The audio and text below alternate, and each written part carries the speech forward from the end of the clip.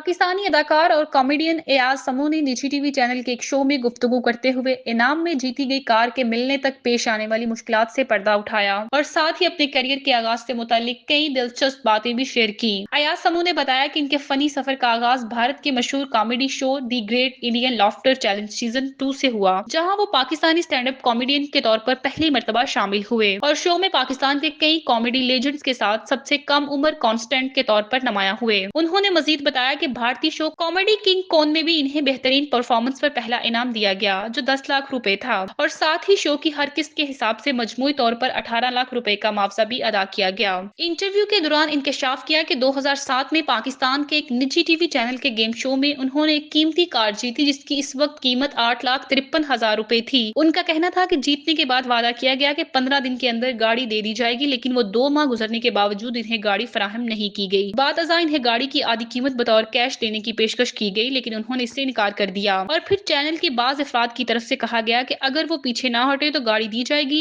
जिस पर वो मुसलसल इंतजामिया के पीछे पड़े रहे। उन्होंने बताया कि बाद में इन्हें एक कम कीमत गाड़ी की पेशकश भी की गई, लेकिन उन्होंने इस पर भी रजामंदी जाहिर ना की, जिसके बाद चैनल के मालिक और दीगर आला हकाम ने उनका साथ दिया और आखिरकार वो कार जो उन्होंने शो में जीती थी उन्हें मुकम्मल तौर पर दे दी गई।